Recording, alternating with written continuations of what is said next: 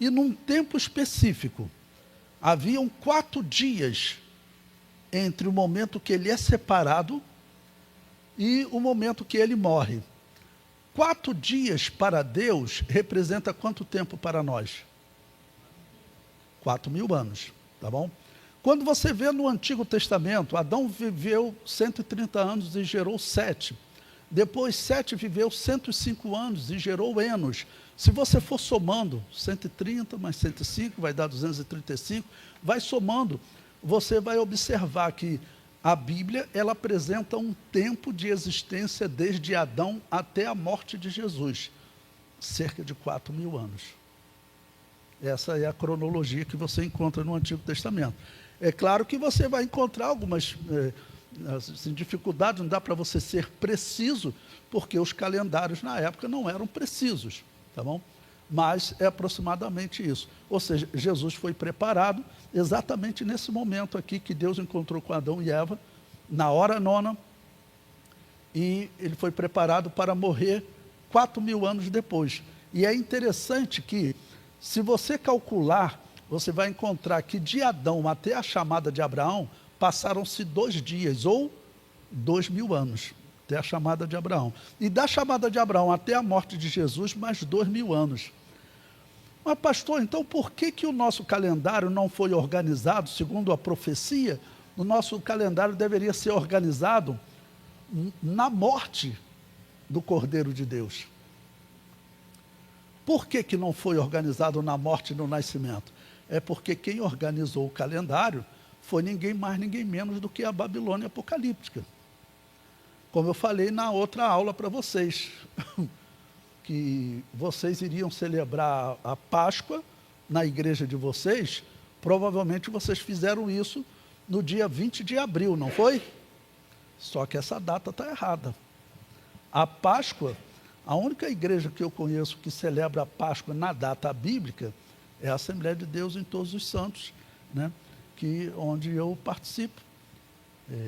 Nós celebramos lá no dia 13 de abril. Não foi assim, meu irmão? Nosso irmão que coordenou o trabalho lá. Por que nós mudarmos dia 13 de abril? É o 14º dia do mês de Nissan. Vocês sabem que não adianta vocês anotarem, não vai cair todo dia 13 de abril. Cada ano ele cai num dia, numa data, porque ele é contado o 14º dia do mês de Nissan no calendário bíblico, tá bom? Que é o momento que eles vão sair do Êxodo. Então, se vocês quiserem descobrir a data da Páscoa, vocês podem ir no Google e escrever assim, Páscoa Judaica 2026. Aí ele vai te dizer quando que vai cair a Páscoa Judaica. Mas se você escrever só Páscoa 2026, eles mostram a Páscoa da Babilônia apocalíptica, a Páscoa da Igreja Católica. Porque eles fizeram a Páscoa de maneira que ela nunca caia na data da Páscoa bíblica. Tá bom? Então, e ela também fez o calendário no nascimento de Jesus. Deveria ter sido feito na morte. Jesus morreu em que ano? Falei para vocês na outra aula. Quem pode me dizer? Vocês sabem, que teve aluno até que comentou comigo. Qual o ano da morte de Jesus, segundo o nosso calendário? Ano 29 da era cristã. Essa é a data mais aceita. Pode ser 28, 27, também não tem a precisão. Isso significa que agora, em 2029, vai completar 2.000 anos da morte de Jesus. E significa também que vai completar 4.000 anos de quê? Da chamada de Abraão. E vai completar 6.000 anos da criação de Adão. Pergunta? O ano mais aceito para a morte de Jesus é o ano 29 da era cristã. Por isso que eu disse, agora em 2029, completa 2.000 anos da morte dele. No dia 13 de abril, completou 1996 anos da morte do Salvador. Bom, e nós podemos celebrar o dia e a hora da morte do Salvador. Porque se ele morreu na hora nona, aqui 3 horas da tarde lá em Israel, aqui no Brasil tem uma diferença de fuso horário de 5 horas, né? Então é 10 horas da manhã. Tem igrejas que celebram, né? Oração da hora nona. Mas a hora nona aqui no Brasil é 10 horas da manhã. Lá em Israel é 3 horas da tarde. Tá bom? Aqui no Brasil equivale a 10 horas da manhã.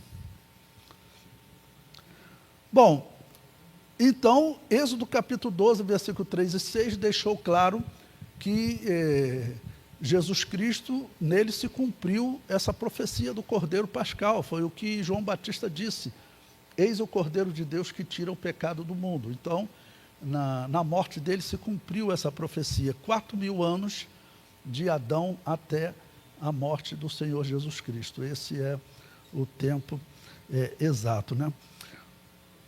Bom, eu coloquei também Levítico 23, versículo 2. Vamos ler todos esse versículo. Está aí na apostila, no material didático. Quem tiver sem, pode ler na Bíblia. Êxodo 23 e Levítico 23. Se o irmão da multimídia, da projeção, está me ouvindo?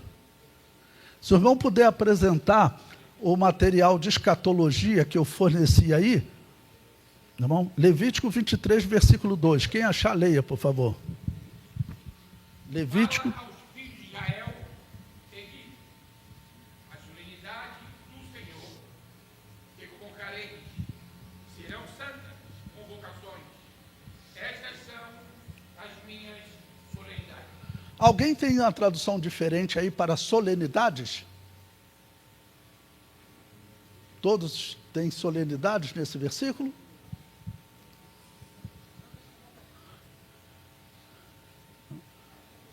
Está festas? Tem algumas Bíblias que estão festas, né? Pois bem, as duas traduções estão erradas, ou assim, elas não são boas. A palavra hebraica traduzida por solenidade, vamos considerar, é a palavra hebraica moadim, e o significado dela é completamente diferente. Às vezes de uma língua para outra, talvez até para economizar espaço, mas a palavra hebraica moadim significa tempos determinados. Esse é o significado da palavra.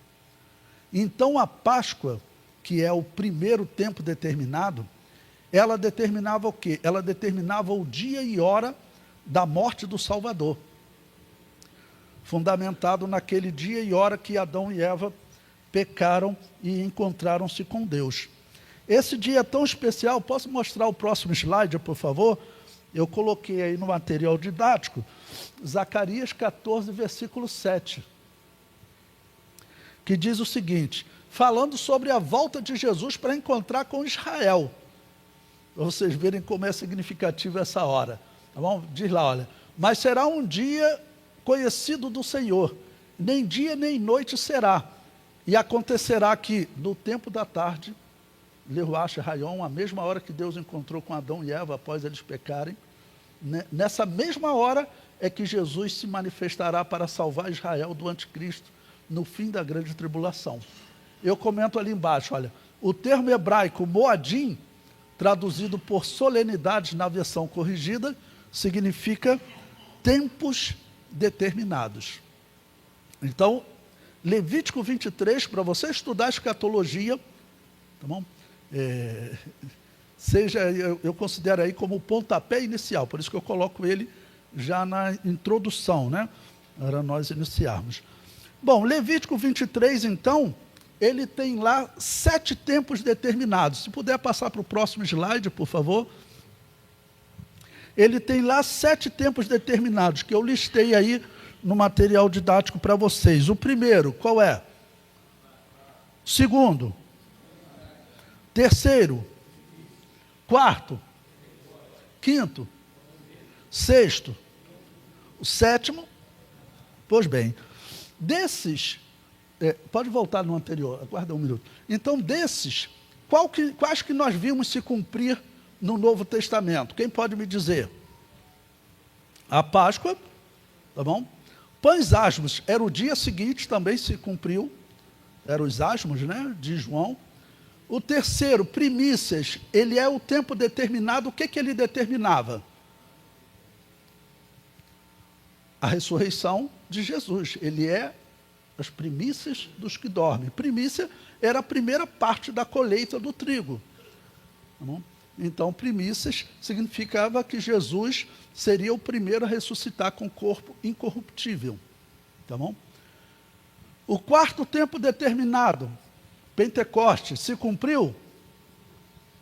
Sim, irmãos, vocês respondam, por favor. Se vocês não souberem isso, ó, pode reprovar essa turma todinha, eles podem ser até arrebatados, mas vão chegar lá no arrebatamento sem a formação do como. Essa vocês têm que saber. Eu vou perguntar de novo, olha. O quarto tempo determinado, Pentecostes, se cumpriu? Sim. Sim. Pentecostes, irmãos, desses tempos determinados, ele determinava o quê? O nascimento da igreja. Pentecostes era um momento que os judeus, eles deveriam celebrar com os gentios a salvação de Deus. Isso está em Levítico 23. Deus diz claramente, olha, no Pentecostes, quando você for colher o trigo, você não vai colher nas cercas, eles pertencem aos peregrinos. Esse é um momento profético da salvação dos gentios. Esse é o significado do Pentecostes. Os outros 3 tempos determinados, o quinto, trombeta, não se cumpriu ainda. O sexto, qual é? Yom Kippur, não se cumpriu, e tabernáculo também não. Vocês vejam que interessante, irmãos. 4 tempos determinados se cumpriram na morte de Jesus, ressurreição e nascimento da igreja. Esses outros 3 tempos determinados, muito provavelmente, indicam o dia e a hora da volta de Jesus. Como? Yom Kippur? Eu vou explicar, vou chegar lá. Só fazer algumas perguntas a vocês, me cobra se eu não falar. Se você vivesse nos dias do Novo Testamento, você saberia o dia e a hora da morte de Jesus? Sim ou não? Claro que sabia. A Páscoa. Que hora? Hora nona. Essa hora estava profetizada, esse dia estava profetizado. O Cordeiro Pascal tinha um dia certo para morrer. O 14º dia do mês de Nissan. E tinha uma hora certa para morrer. Na hora nona, na mesma hora que Deus encontrou com Adão e Eva. Vou perguntar de novo para vocês. Se você vivesse nos dias do Novo Testamento, João Batista certamente sabia essa resposta, irmãos. Quando ele falou, eis o Cordeiro de Deus que tira o pecado do mundo, com certeza João Batista sabia disso. Ele entendia essa profecia, eram poucos que entendiam. Ele tinha que estar trabalhando onde? Ele tinha que estar no templo. Por que ele não estava no templo? Por que ele estava lá no deserto? Porque naquele período não havia mais temor a Deus lá entre os sacerdotes. Eles eram políticos, ligados a Herodes e a Roma. Tá bom? Então João Batista certamente sabia. Então eu pergunto de novo para vocês, se você estivesse nos dias do Novo Testamento, lá junto com João Batista, aqueles que esperavam o reino de Deus, pela Bíblia, pelo Antigo Testamento, você saberia o dia e a hora da morte do Messias? Sim ou não? Sim. Tá bom? 14º dia do mês de Nissan, na hora nona. Você saberia o mês também? Sim, é o mês de Nissan, tem que ser sempre no mês de Nissan. Olha que você saberia, então, coisas muito importantes, que lá ninguém não, João Batista certamente interpretava, certamente Simeão, que foi apresentar Jesus, certamente interpretou corretamente, sim.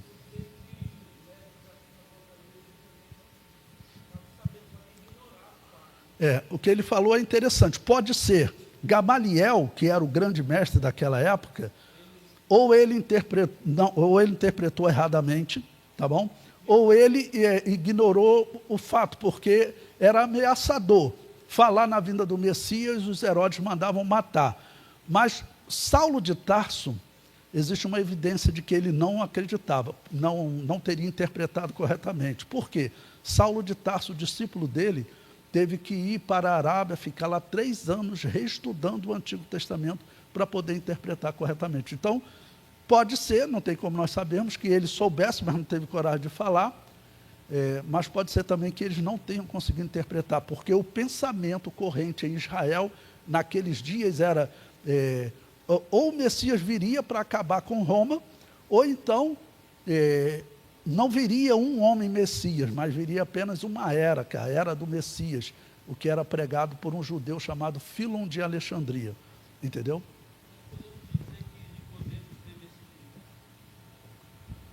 Não. O diálogo dele com Jesus, ele não teve esse entendimento. Eles esperavam o reino de Deus, mas esperavam de outra maneira, e não teve esse entendimento. Tá bom? Pois bem, fazer mais uma pergunta para vocês. Vocês me disseram que vocês saberiam, pela profecia do Antigo Testamento, o dia, a hora e o mês da morte do Messias. Vocês não concordam? Está claro isso? Vocês saberiam, né? A mesma hora que Deus encontrou com Adão e Eva após eles pecarem, né? A mesma hora do sacrifício da tarde. A hora que Jesus está morrendo, irmãos, o que está acontecendo no templo? O Cordeiro Pascal estava morrendo também. Então, tinha um animal lá morrendo. E o Cordeiro de Deus sendo morto. Então, nós saberíamos o dia, a hora e o mês. E o ano. Vocês acham que vocês saberiam o ano?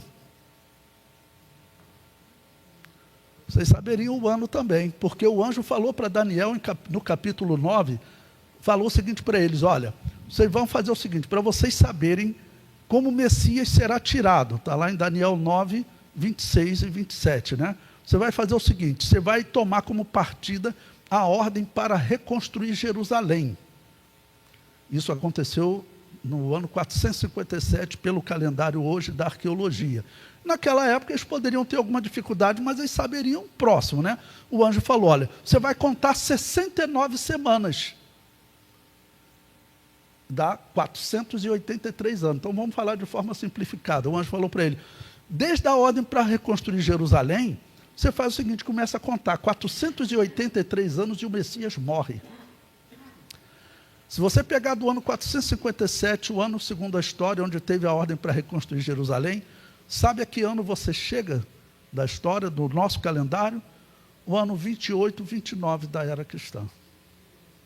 Então, se nós vivêssemos nos dias do Novo Testamento, pelas escrituras do Antigo Testamento, nós saberíamos a hora, o dia, o mês e o ano da morte do Messias, porque tudo isso estava anunciado.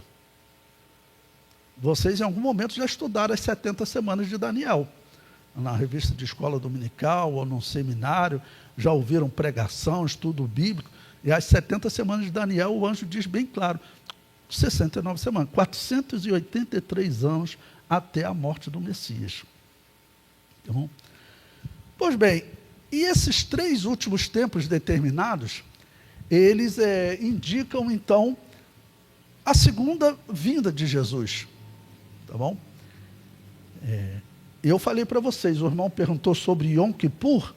O Yom Kippur é exatamente aquele texto que eu coloquei para vocês ali de Zacarias 14, versículo 7. É o momento que Jesus se encontra com Israel. E Yom Kippur significa dia do perdão.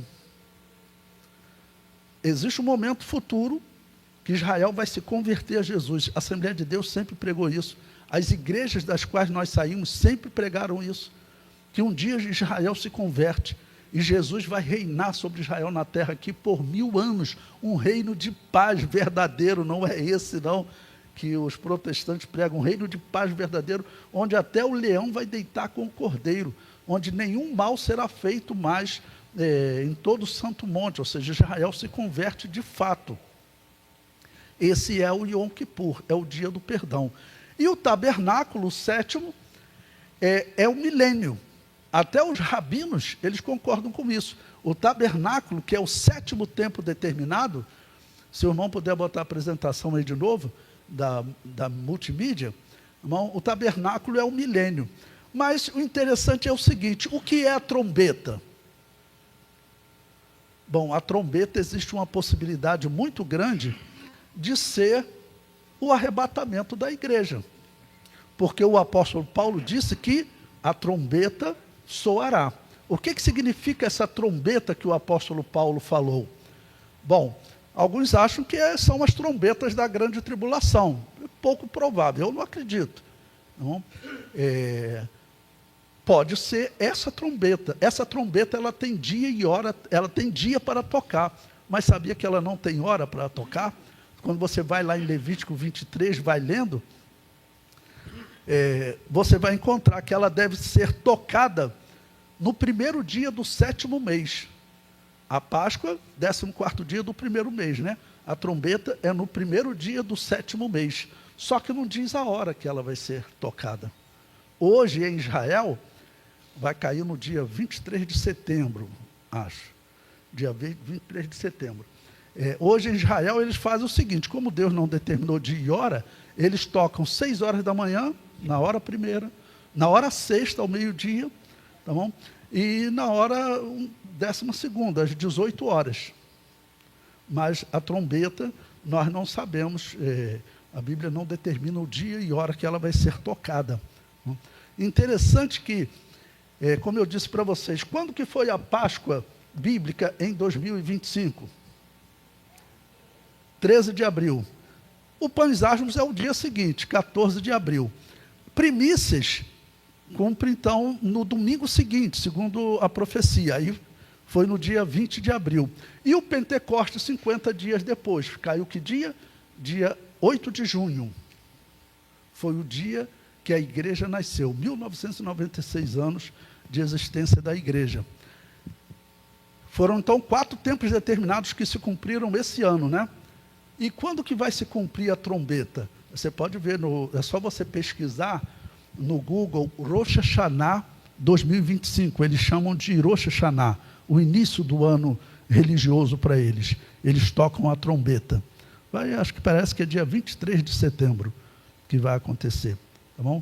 E 10 dias depois, o toque da trombeta é para anunciar. Faltam 10 dias para o perdão. Tá bom? Então, 10 dias depois vem o Yom Kippur e depois o tabernáculo. A próxima, por favor, meu irmão. Sim, pergunta.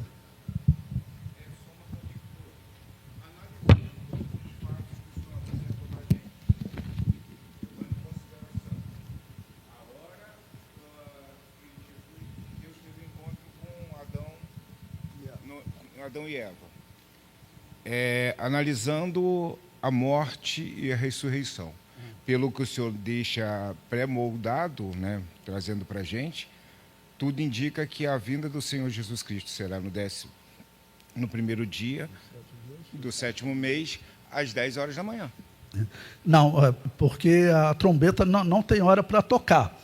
Mas, como eu disse para vocês, é importante saber o seguinte: são possibilidades. Existe a possibilidade também da igreja ser arrebatada no dia e hora que ela nasceu.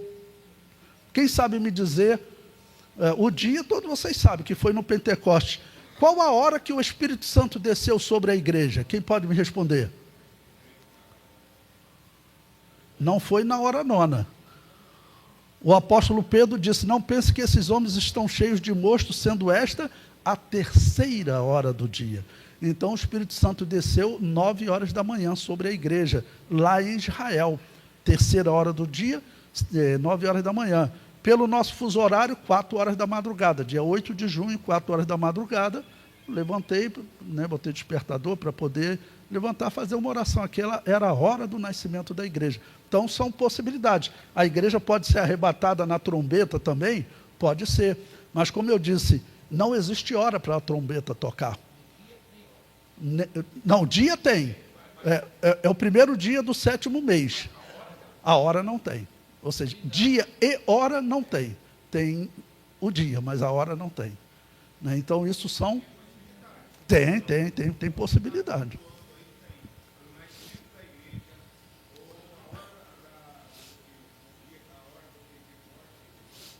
Isso.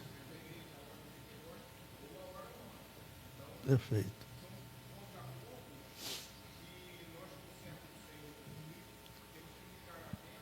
Perfeito. Temos sim, porque o arrebatamento pode acontecer a qualquer momento. Bom, então eu comentei ali, olha, vamos ler todos, aquela folha, todos? Passaram-se 4 dias, 4.000 anos.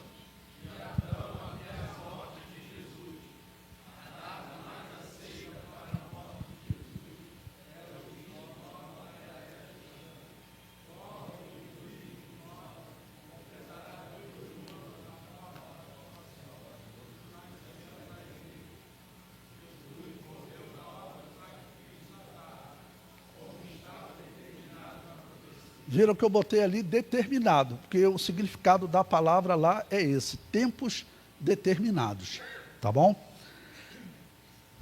Bom, coloquei alguns versículos aí interessantes também, e eu gostaria que vocês lessem, acho que está... Pode pular para o próximo, por favor? Hebreus 10, 25.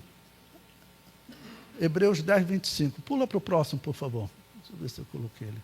Não coloquei não. Abram aí em Hebreus 10, 25 para nós lermos, por favor. Esse texto ele vai dizer que a igreja vai perceber, até juntando com a pergunta que o nosso irmão lá fez, que a igreja vai perceber que Jesus está às portas, vamos assim dizer. Quem encontrou, leia, Hebreus 10, 25. Não deixando a nossa congregação, como é de costume de alguns, antes admoestando-nos uns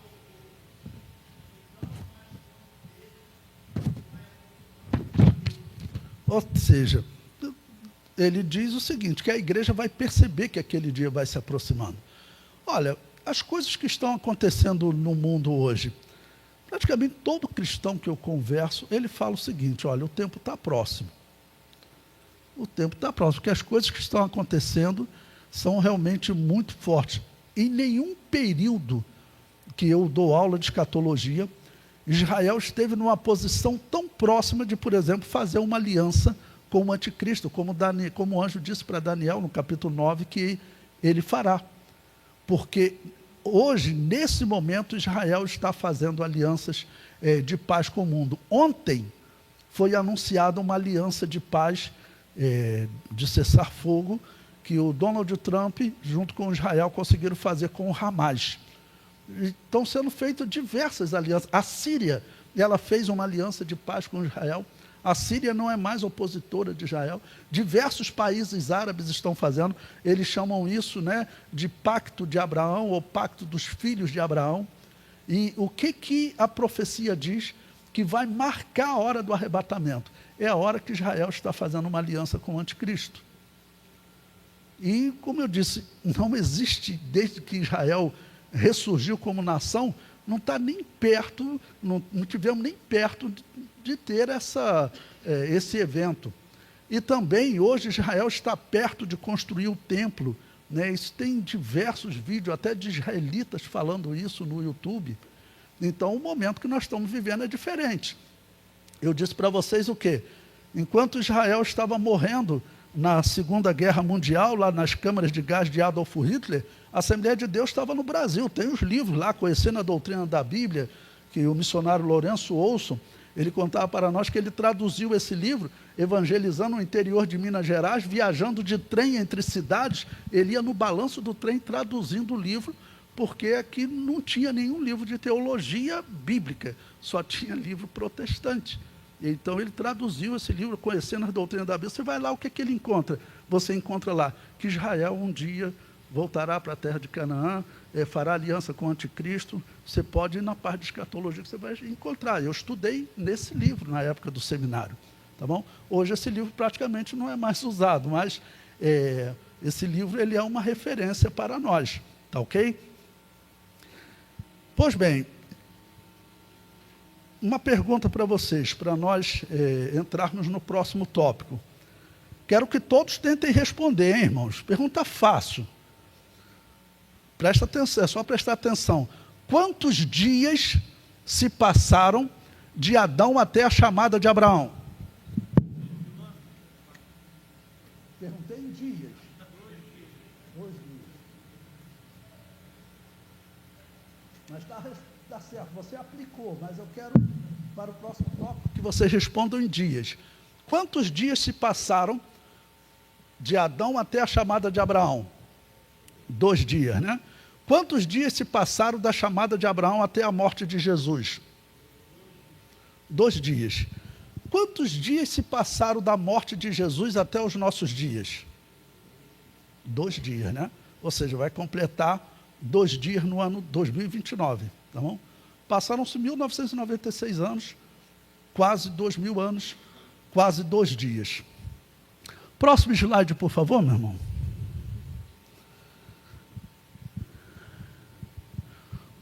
O irmão da mídia, próximo slide. Ok, deve ter congelado ali. Vamos. Eu botei aí no material didático. Quem tiver sem o material didático, abra no livro do profeta Oséias, que eu queria ler com todos vocês. O irmão da mídia, aí da projeção, eu gostaria de ler com vocês. Isso, obrigado. Presta atenção, então. Vou repetir a pergunta. Quantos dias se passaram de Adão até a chamada de Abraão? Quantos dias da chamada de Abraão até Jesus? E quantos dias da morte de Jesus até nós? Vamos ler agora todos juntos. Oséias 5,14, todos. Porque para Efraim serei como um leão e como um leãozinho para a casa de Judá. Eu despedaçarei e ir-me-ei embora. Arrebatarei e não haverá quem livre. Pausa aqui um minuto. O que está sendo dito? Que Deus virá, só que como está dito que ele vai ser rejeitado, então ele vai acabar por feri-los e ele vai embora. Aí o versículo 15, todos.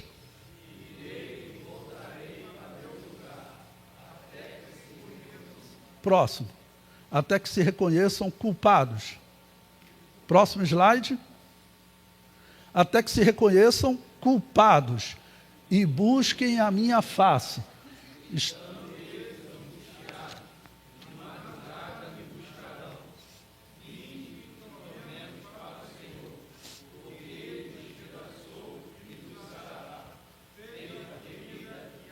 Pausa. Veja que ele diz que eles vão estar angustiados de noite, tá bom? Ou seja, está falando da grande tribulação. Capítulo 6, versículo 1.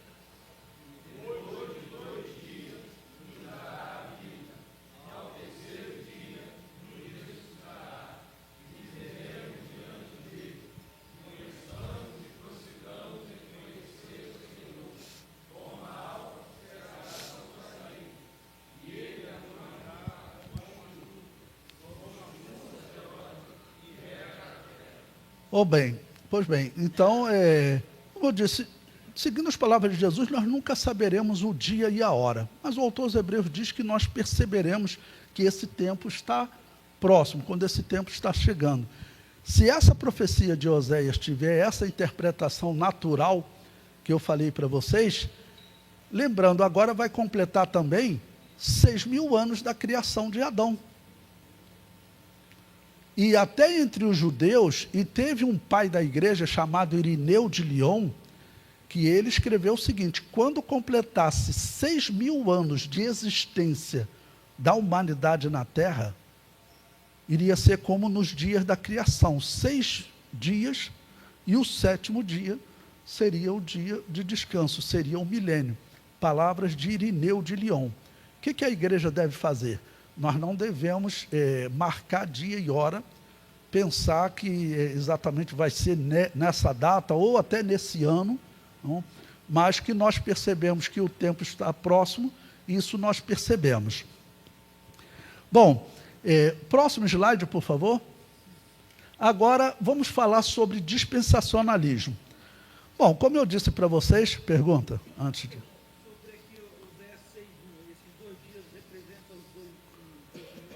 Eu falei, se for interpretado, pode ser interpretado assim, né?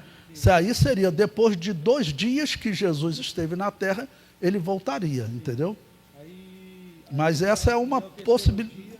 Aí, é início do milênio, eles seriam ressuscitados, né? Entendeu? Essa é uma interpretação. Irineu de Lyon interpretava assim. Você vai encontrar na internet pessoas que interpretam que é exatamente isso. O que eu sugiro a vocês? Nós estamos vendo que as questões que estão acontecendo com Israel e com o mundo são questões realmente, podemos dizer, diferenciadas. Desde o conhecimento que a humanidade está adquirindo, irmãos, são coisas significativas para nós. Eu vejo ateus debatendo com criacionistas, e os ateus eles estão em dificuldade, por quê? Os testemunhos da ciência, tudo, de alguma maneira estão apontando para a verdade bíblica. Vocês viram no ano passado o telescópio James Webb? se vocês ouviram falar certamente nesse telescópio, que ele abalou as interpretações científicas sobre o tempo de existência do universo, porque eles dizem que o universo existe há 13 bilhões de anos. Bom, o homem, a Bíblia garante que ele existe na Terra só há 6.000 anos. Todos os achados que existem aí, que eles dão 50 milhões de anos, isso é tudo invenção. Né? São fósseis. Fóssil significa algo que se tornou um mineral. Mineral você não tem como datar. Não existe carbono 14 no mineral. Isso é científico. A ciência diz, rocha, mineral, não tem como ser datado. Tá bom? Então, um osso que ficou exposto e virou um mineral, não tem como ser datado. É tudo chute, acredite. Tá bom? Então, em relação ao universo também, resumindo só o que esse telescópio diz. Ele diz o seguinte, que existe uma determinada galáxia, e ela está, por exemplo, a 200 milhões de anos-luz. E eles conseguem fotografar essa galáxia e medir isso. Existem cálculos matemáticos de aritmética, né? Que se consegue calcular a distância que essa luz está viajando. 200 milhões de anos-luz. Ele fala, então, essa galáxia existe pelo menos a 200 milhões de anos-luz, Levi. Isso é evidente, tá bom? Porque ela está nessa distância. Aí o que o telescópio James Webb fez? Como é que ele afetou os cálculos? Ele conseguiu se aproximar tanto dessas galáxias que ele conseguiu fotografar uma galáxia numa proximidade tão grande que eles conseguem ver. É como um gás que é solto, porque as estrelas são tudo gases que estão pegando fogo, né? É como um gás que você consegue fotografar ele e você consegue ver o estado daquele gás até a idade dele. Tudo isso está escrito nele por regras que Deus criou.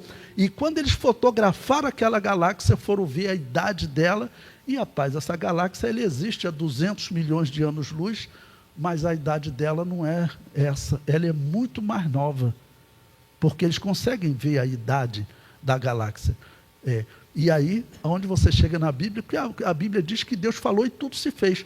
Então, a galáxia que está a 200 milhões de anos-luz, eles chegaram à conclusão, ela nasceu no mesmo microsegundo da Via Láctea, onde nós estamos habitando.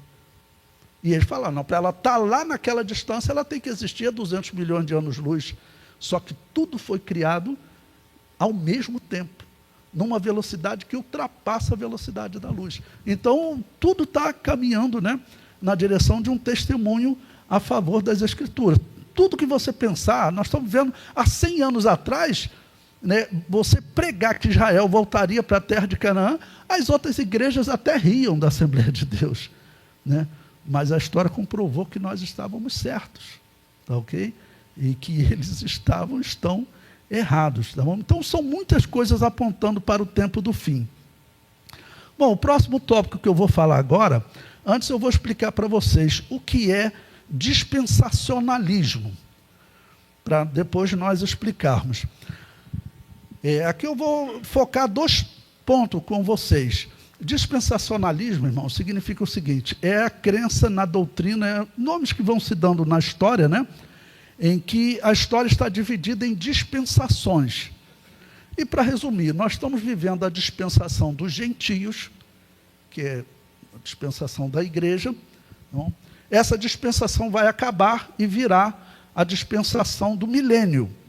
Tá bom? Vai voltar a dispensação de Israel, sendo governado por Deus aqui na terra. Isso é chamado de dispensacionalismo. Resumindo, dispensacionalismo é você pregar o arrebatamento da igreja, Jesus voltar 7 anos depois para arrebatar a sua igreja e derrotar o anticristo e implantar um reino na terra que vai durar 1000 anos. Isso é dispensacionalismo. O que era falado quando eu era um jovem de mocidade? O que era falado? Era falado que nos últimos dias surgiriam entre nós pessoas pregando que nós não devemos mais pregar a volta de Jesus, que isso seria uma heresia. Eu ouvia isso, tá bom? Ouvia isso do pastor Antônio Gilberto, do missionário Lourenço Outros, Abraão de Almeida, que eram professores no seminário onde eu estudava. E eu ouvia na escola dominical também, tá bom?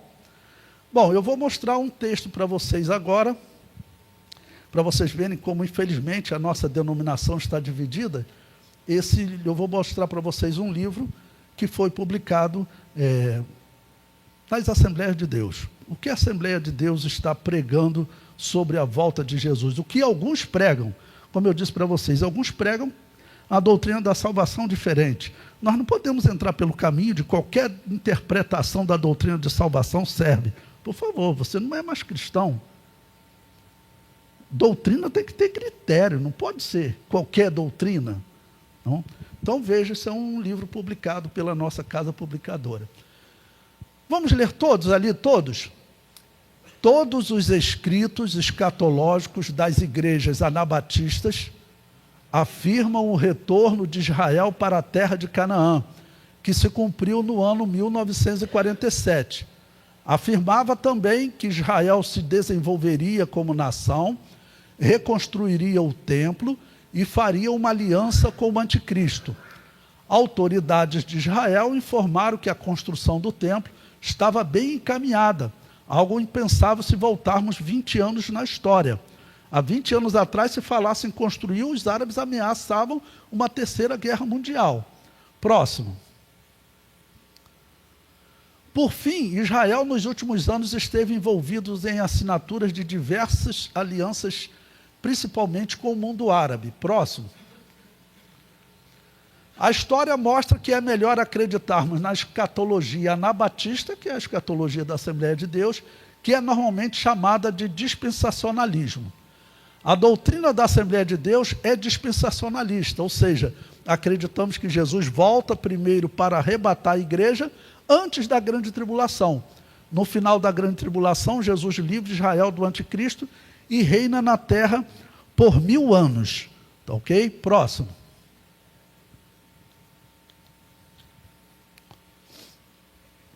Eu botei ali o texto da nossa declaração de fé, vocês vão ter essa disciplina, tá bom?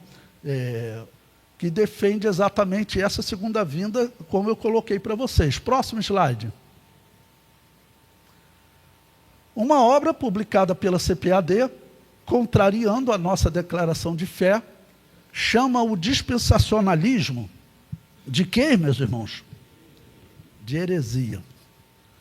Isso daí, falar para vocês, eu trabalho como professor de escatologia, irmãos, há 37 anos que eu dou aula de escatologia. Na verdade, estou fazendo 38 anos agora, nesse ano. Isso para mim é um problema, porque como é que eu vou fazer? Eu continuar pregando o arrebatamento, isso é heresia? Eu teria que mudar, então, eu teria que me jubilar, eu teria que parar de ensinar.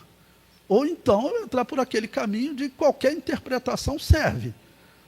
Você acha que Jesus vai voltar? Não, não acho não, mas tá bom também não achar. Você acha que Jesus vai voltar? Eu acho, tá bom também achar. Tá bom? É estranho isso. Mas se você chama de heresia pregar a volta de Jesus, por favor, né? Bom, eu coloquei ali então um texto do livro e eu vou ler esse texto para você. Ele diz o seguinte, não, volte no anterior, por favor.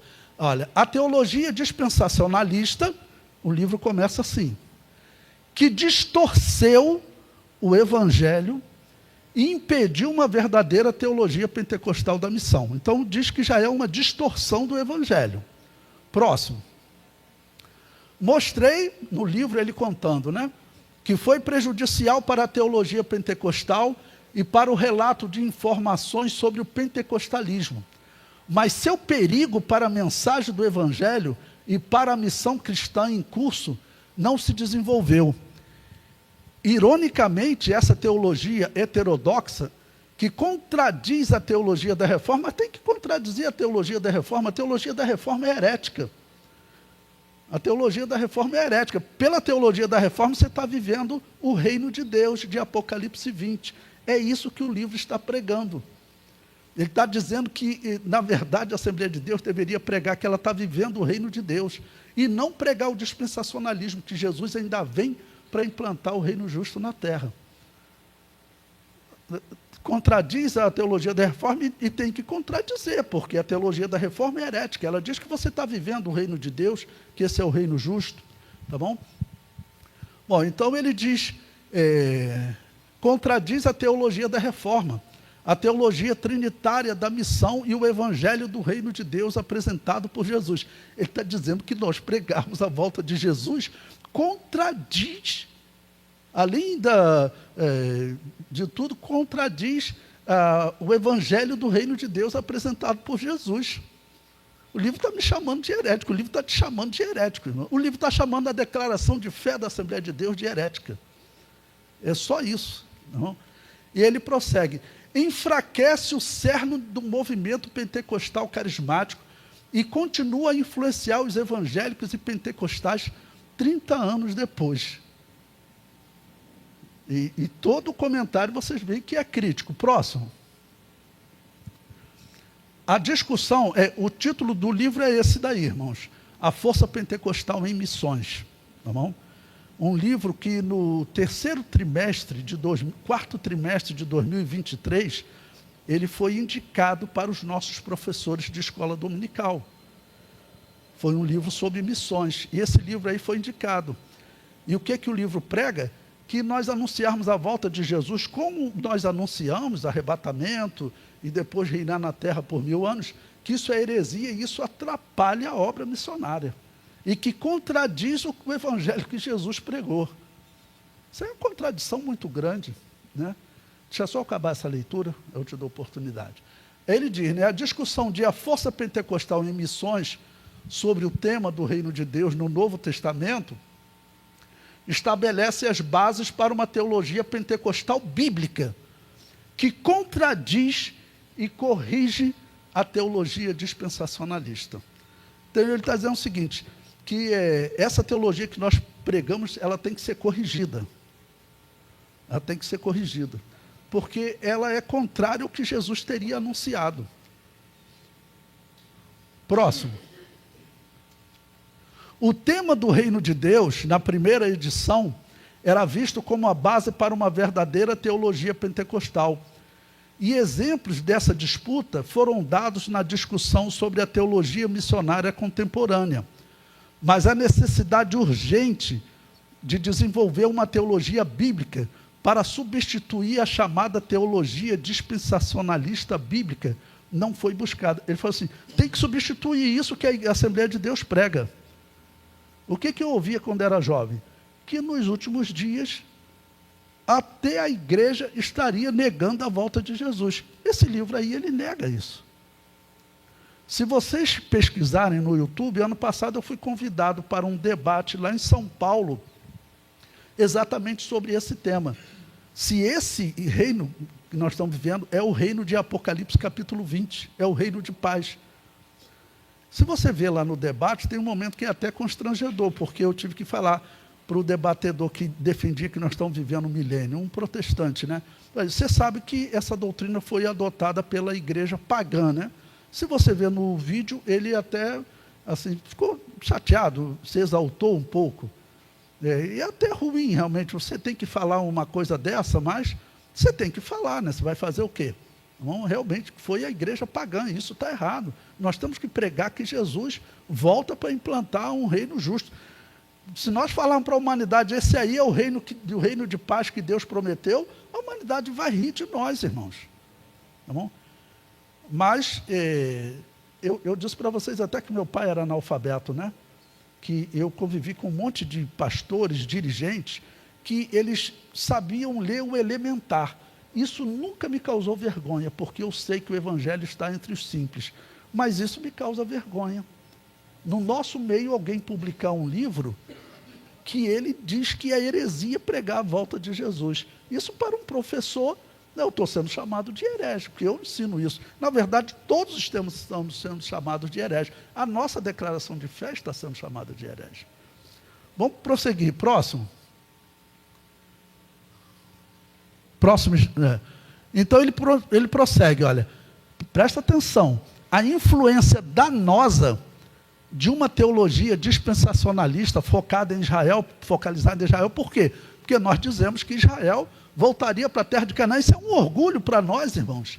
Quando Israel estava sendo morto na câmara de gás, a Assembleia de Deus pregava que Israel voltaria para Canaã porque ele é o relógio de Deus. E E o tempo provou que a Assembleia de Deus estava certa. E hoje nós publicamos obras chamando isso de heresia. Ou seja, a história está a nosso favor. Bom, então ele chama de danosa, focalizada em Israel. Por termos como dispensacionalistas, essa teologia nega a presença do poderoso evangelho do reino hoje. Por que evangelho do reino? Porque ele fala, esse reino de Deus já está acontecendo. E nós negamos que esse reino é futuro. Existe um reino hoje que é espiritual. Jesus Cristo falou, o reino de Deus está entre vós. Mas esse reino será implantado na terra de forma física através de Israel. É isso que a Assembleia de Deus sempre pregou. Tá bom? Nós não negamos, né, o poder da mensagem do evangelho do reino. Ele prossegue. Hoje, a igreja, como novo povo capacitado por Deus, que medeia o evangelho para o mundo e a própria era do Espírito. É um sistema teológico que contradiz os princípios básicos da teologia da reforma e suplanta o papel de Jesus no ponto médio da história da salvação com uma teologia centrada em Israel. Isso aí está tudo errado, irmãos. Minha pergunta é como que isso passa num conselho doutrinário? Isso está errado. Nós não podemos dizer que contradiz a mensagem do Evangelho. Não. A nossa declaração de fé defende isso, não, que Israel é sim um relógio para os cristãos. Nós devemos olhar para Israel. Foi o que nós sempre pregamos. Você está disposto a pregar algo diferente disso? Está disposto a negar isso? Você perdeu a fé. Não? Bom, ele prossegue. Próximo. O meu livro, ele diz, né? É ele que está dizendo, argumentos do Novo Testamento contra o sionismo cristão. Por que ele chama de sionismo cristão? O que é sionismo? Sionismo é o projeto que surgiu em 1800, nos anos 1800, um projeto de retorno de Israel para Canaã. Por isso que ele chama de sionismo cristão. Por quê? Porque a Assembleia de Deus pregava, antes de Israel pensar em voltar para Canaã, podemos dizer assim, a Assembleia de Deus pregava que eles voltariam para Canaã. Por isso que ele chama de sionismo cristão. Ele diz, expõe o uso do sionismo cristão, dessa teologia heterodoxa, sua erosão da verdade do Evangelho e o caos e contradições que ela causa na comunidade evangélica pentecostal.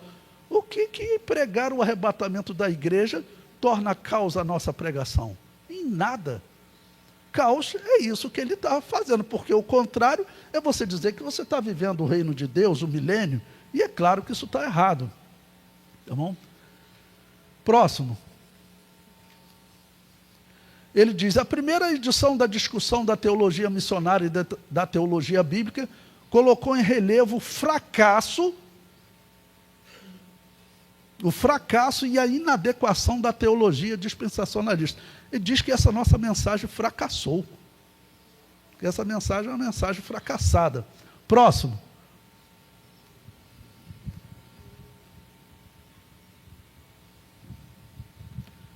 Então, ele diz, nesta segunda edição, forneço mais comentários e exemplos da contextualização do Evangelho no hemisfério sul, teologias indígenas, né, que ele chama, veio lá da América do Norte, né, que abordam o fracasso da teologia dispensacionalista em relação à missão contínua da igreja e seu ofuscamento das boas novas do reino de Deus. Pregar a volta de Jesus ofusca as boas novas do reino de Deus, porque ele está dizendo, nós deveríamos estar dizendo que o reino de Deus está acontecendo.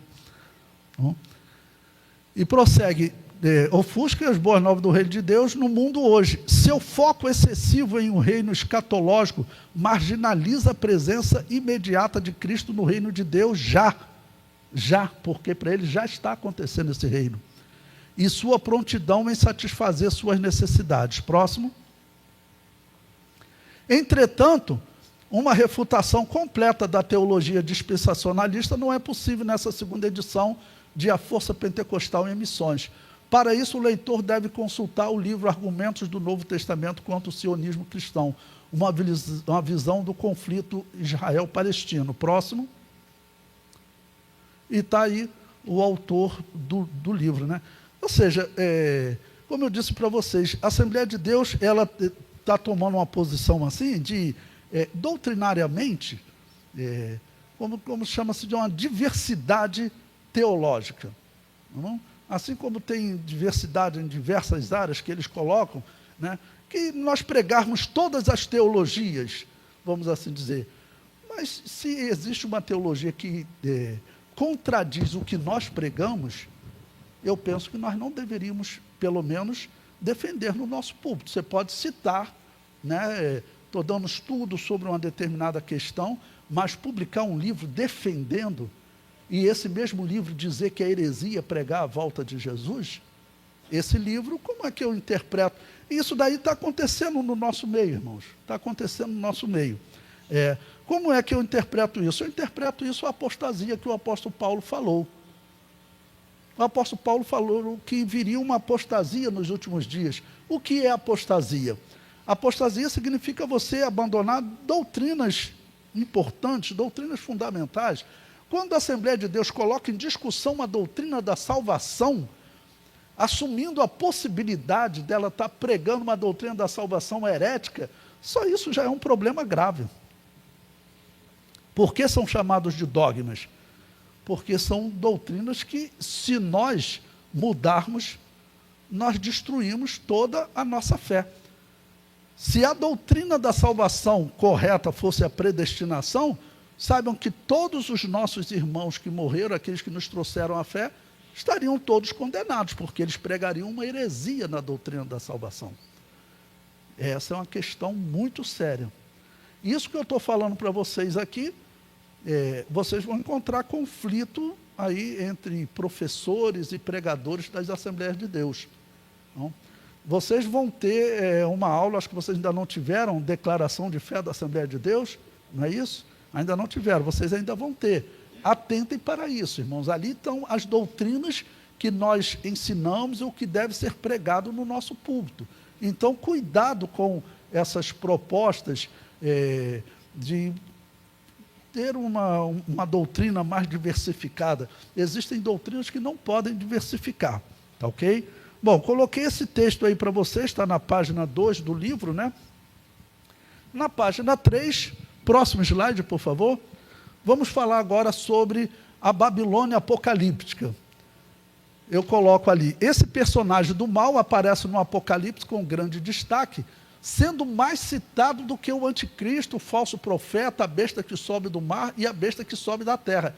Olha a quantidade de textos que a Bíblia fala da Babilônia apocalíptica. Olha, capítulo 14, 8 a 12, 16, 17, 18, até o capítulo 19 fala da Babilônia apocalíptica. Nenhum outro personagem é tratado tantas vezes como a Babilônia apocalíptica. Bom, e eu vou citar para vocês, a Assembleia de Deus, ela mudou a posição sobre quem é a Babilônia apocalíptica ou não quer comentar sobre o assunto. Um exemplo. Em 2023, o terceiro trimestre de 2023, o quarto trimestre foi sobre missões, foi aquele livro ali que eu falei para vocês, né? O terceiro trimestre, na revista Escola Dominical, o tema foi a Babilônia apocalíptica. Quem aqui deu aula de escola dominical? Provavelmente vocês deram aula lá. Qual foi a posição da nossa revista sobre quem é a Babilônia apocalíptica? Estava lá na lição número 1. Presta atenção. O tema envolve o seguinte: uma instituição que ela quer corromper a igreja, por isso ela aparece como uma mulher, já que a Bíblia apresenta o povo de Deus, no capítulo 12, como uma mulher, sendo perseguida por Satanás. Tá bom? A falsa religião é apresentada como uma mulher também. Ela é descrita como grande prostituta, mãe das feitiçarias da terra, tá bom? E ela quer corromper a igreja. Ela quer nos corromper, tá bom? Eu sempre digo que, sem sombra de dúvida nenhuma, é a Igreja Católica, porque ela pratica a religião da Babilônia, por isso ela é chamada de Babilônia apocalíptica. Qual é a religião da Babilônia? É aquela religião de invocação ao mundo dos mortos. Se algum dia você for para um cemitério orar para uma alma sair do purgatório, esquece, meu irmão, você não é mais cristão. Essa é a religião da Babilônia. Ela quer corromper a igreja. E o período que nós estamos vivendo é de corrupção total, porque ela está conseguindo convencer as Assembleias de Deus que todos nós nascemos dela e que nós devemos seguir a doutrina dela. Por isso que eu falei para vocês, tem pastor da Assembleia de Deus que era convencionado. Você acha ele no YouTube, você acha ele lá com uma imagem de Maria no púlpito. Porque ele falou, não, todos nós saímos da Igreja Católica. Isso não é verdade, enganaram ele. Então, essa instituição, ela quer corromper a igreja. O que você tem que fazer num caso desse? Você tem que denunciar as heresias dela. Mas se você pegar a lição número 1, está lá na nossa revista de escola dominical, terceiro trimestre de 2023, eles colocaram, olha, nós não vamos nos posicionar sobre quem é a Babilônia apocalíptica. É claro que isso está errado. Você tem que denunciar quem quer corromper a igreja.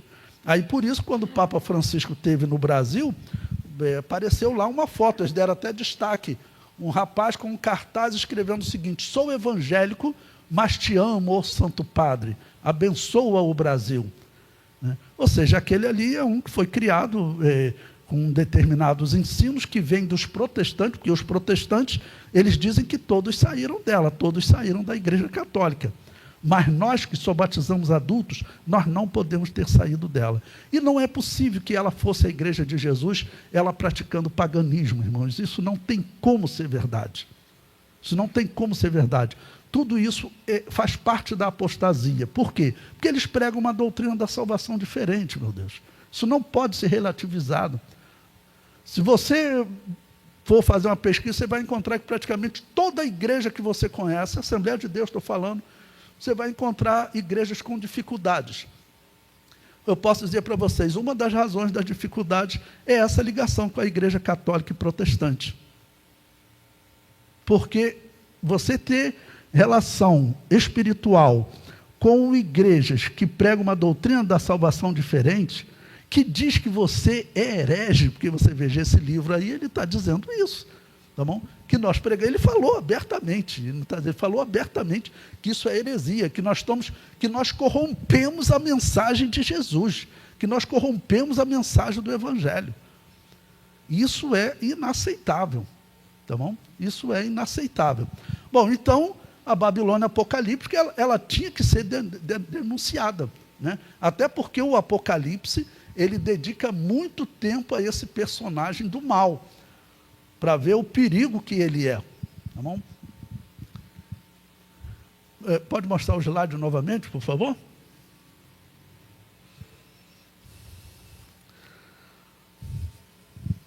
Pois bem, eu coloquei aí na página 3 esse comentário e coloquei diversos comentários. Diz que ela está assentada sobre muitas águas, desde a Torre de Babel, tá bom?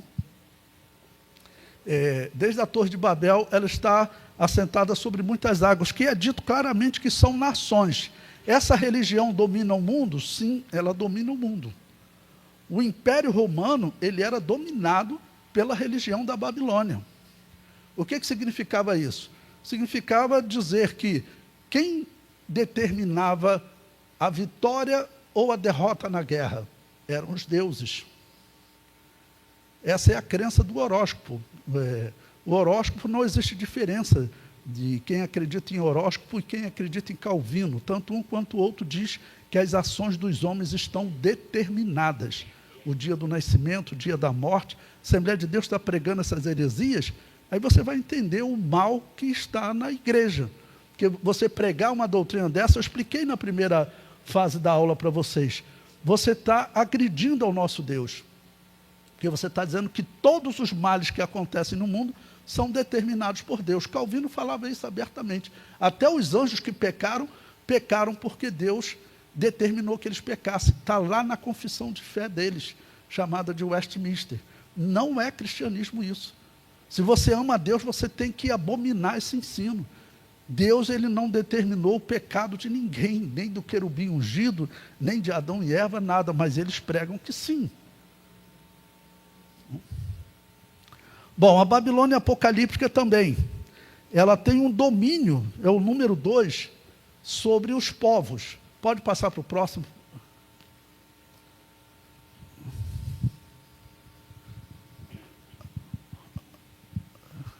Ok, pode passar para o próximo também.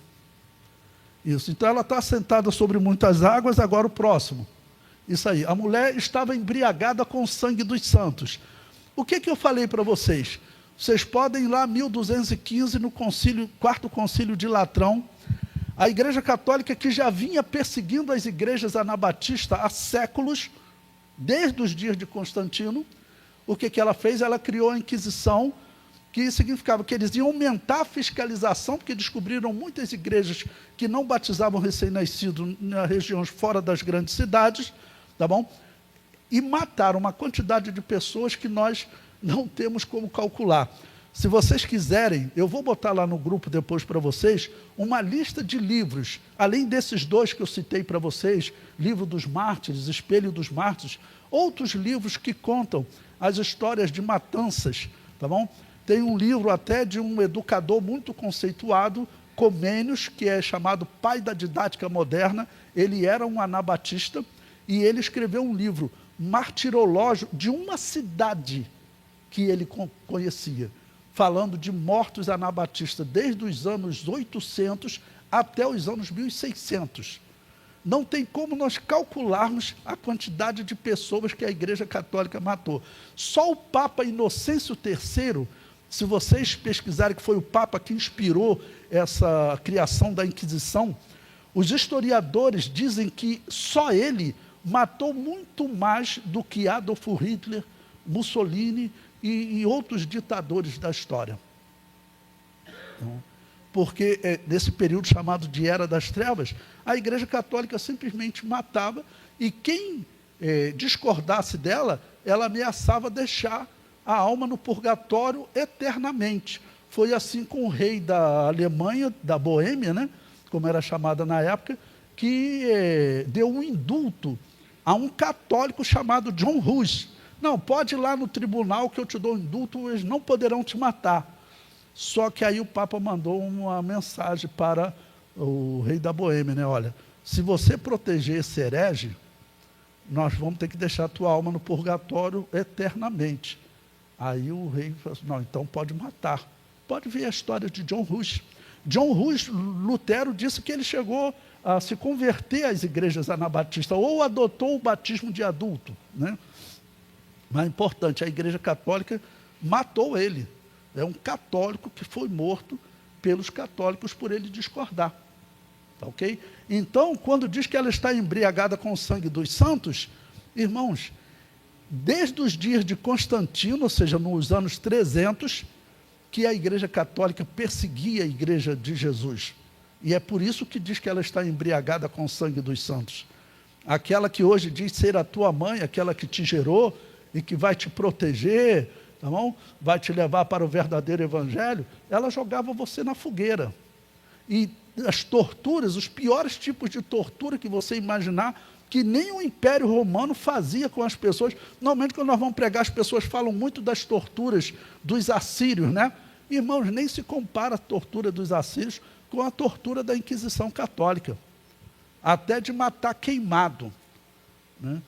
E antes de matar, eles torturavam os cristãos de maneiras terríveis. Como eu falei para vocês, teve cristão que foi retalhado em pedaço porque o fogo não pegava no corpo do irmão. O irmão queria fazer uma pergunta? Eu queria saber, assim, na opinião do senhor, até que ponto a gente pode dizer que o estabelecimento do Estado de Israel, em 1947-48, né, pode ser visto como, de fato, com segurança, né, esse relógio de Israel, uma vez que os Haredim, por exemplo, que são os ultra-ortodoxos, né, que são as autoridades do judaísmo, assim, né, que acusa o sionismo e os ashkenazim de serem um judaísmo secular, eles não reconhecem o Estado de Israel porque eles acham que o Estado de Israel ele só pode ser estabelecido com a volta do Messias. Então, nesse sentido, eu pergunto, é claro que a gente não é judeu, né, e também não concorda com o Haredim, né, e que o agrupamento, né, dos judeus que estavam espalhados na diáspora ali, naquela região ali do Estado de Israel, é uma evidência de que alguma coisa está acontecendo, mas pode ser que haja outras, assim, ou aquilo ali já está, na opinião do senhor, já está estabelecido como um fato consumado? Não, nós acreditamos que está como um fato consumado, sim. O que ocorre? Israel voltar para a terra de Canaã e renascer como nação, com certeza está nas palavras de Jesus. Jesus Cristo disse que Jerusalém seria pisada até que o tempo dos gentios se completasse. Tá bom? Mas vamos falar, esses ultra-ortodoxos, eles até entraram no noticiário há cerca de 3 semanas, porque o primeiro-ministro de Israel, o Netanyahu, estava precisando de votos no Congresso para poder fazer o ataque ao Irã, tá bom? E os ultra-ortodoxos, eles não estavam votando junto com o Netanyahu, então era um grupo que ele precisava dos votos dele para alcançar a maioria. E foi notório isso que ele falou, é um absurdo, mas eles defendem que Israel, eles são contra o chamado sionismo, né, que é o movimento de retorno de Israel para Canaã, o que é um absurdo. Bem, quem são os ortodoxos? Né? Eles são seguidores de um homem chamado Baal Shem Tov, eles não são judeus, estou falando religiosamente, eles podem ser judeus de nascimento, mas não são de fato como o apóstolo Paulo, porque é claro que um judeu ele não vai se colocar contra o renascimento do Estado de Israel, isso na profecia é claro, se você for na profecia do Antigo Testamento, você tem que acreditar nisso, eles não acreditam no Novo, mas no Antigo Testamento você tem que acreditar, eles desacreditam. A questão é que esse Baal Shem Tov, que fundou esse movimento, ele era um espírita. Existe um livro que vocês podem comprar, escrito por uma judia, para não pensar, foi um cristão que escreveu para difamar os judeus. Não, é um livro escrito por uma judia, o título dele é Espiritismo Judaico. Vocês vão ver que o espiritismo hoje é super comum em Israel. Por quê? Esse Baal Shem Tov, ele dizia que Deus, ele viveu em 1800, né? Ele dizia que Deus lhe deu a graça de aprender com os espíritos dos profetas do passado. E tinha um espírito que aparecia para ele para ensinar as escrituras para ele. Tá bom? E aí ele até perguntava, que você é espírito de que homem? Não, eu sou espírito do profeta Aías, que viveu lá nos dias de Salomão. Aí você vai ler o que ele ensinava, só heresia. Inclusive, ele ensinava, por exemplo, que o homem pode chegar a um grau elevado de espiritualidade a ponto dele ser reverenciado como Deus pelos homens. É uma preparação para o anticristo. O Messias que os ortodoxos esperam, eles chegaram a apresentar um Messias que morreu em 1994.